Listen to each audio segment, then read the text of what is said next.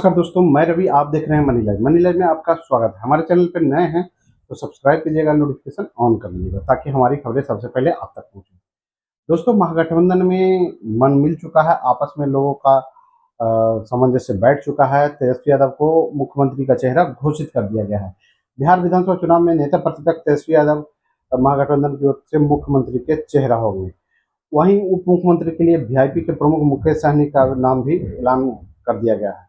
वहीं पिछड़ी जाति से भी एक उप मुख्यमंत्री पद का प्रतिनिधित्व मिलेगा, इसकी भी घोषणा की गई है। नाम का अभी खुलासा नहीं किया गया है दूसरे उप मुख्यमंत्री का, लेकिन महागठबंधन की तरफ से बड़ी घोषणा यही हुई कि प्रेस कॉन्फ्रेंस में, संयुक्त प्रेस कॉन्फ्रेंस हुई, जिसमें कि सभी दलों के बड़े नेता मौजूद थे।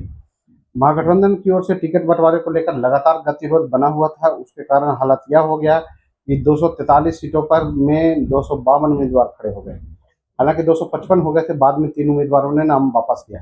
कयास यही लगाया जा रहा था कि अब महागठबंधन बिखर जाएगा, लेकिन इसी गंभीर संकट में फंसे महागठबंधन को पर्दे पर राजस्थान के पूर्व मुख्यमंत्री अशोक गहलोत लेकर आए।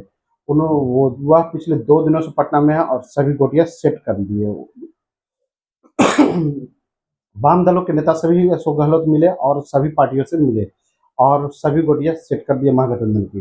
राहुल खड़गे से विमर्श के बाद तेजस्वी को सीएम फेस बनाने पर सहमति बन गई। तो वहीं इस पर सहमति बनाने में अशोक गहलोत, राहुल गांधी, मल्लिकार्जुन खड़गे, तेजस्वी यादव को सीएम फेस जवाबदेही दी जा रही है। उन्होंने कहा कि हमारा संयुक्त अभियान, चुनाव अभियान चलेगा, इसमें राहुल गांधी, प्रियंका गांधी समेत कई महागठबंधन के नेता शामिल होंगे। तेजस्वी यादव ने यह प्रेस कॉन्फ्रेंस को संबोधित करते हुए कहा कि अगर मेरी परछाई भी गलत काम करेगी तो उसे मैं सजा दिलाऊंगा। अपराधी चाहे कितना भी बड़ा हो, उसे बख्शा नहीं जाएगा। मैं भ्रष्टाचार से कोई भी समझौता नहीं करूंगा, हर वादे को ईमानदारी से लागू करूंगा। अगर बिहार के लोग मुझे सरकार बनाने का जनादेश देते हैं तो जितना काम इंडिया ने 20 साल के शासनकाल में हुआ है, उससे अधिक काम मैं 20 माह में करके दिखाऊंगा। तेजस्वी का लंबा भविष्य है, यह कहा है अशोक गहलोत ने।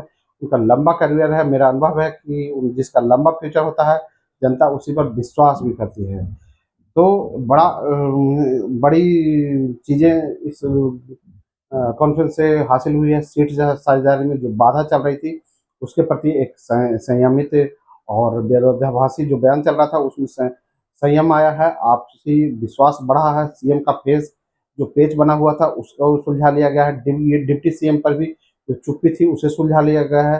2 सहयोगी दल अलग राह दिख रहा था, कांग्रेस का और सीपीआई का, जो कि वो भी अब सुलझा लिया गया है। कृष्णा आलाबारू को हालांकि झटका लगा है। उनका युवा पर कांग्रेस के प्रभारी पद से हटा दिया गया है, लेकिन इसे कुछ लोग झटका कह रहे हैं, उनका डिमोशन कह रहे हैं, लेकिन हमारे अनुसार उनका प्रमोशन हुआ है, क्योंकि अब वो पूर्णकालिक सीनियर कांग्रेस के लीडर हो गए हैं। कई सीटों पर फिर भी दोस्ताना संघर्ष होने की कहानी खत्म नहीं हुई है।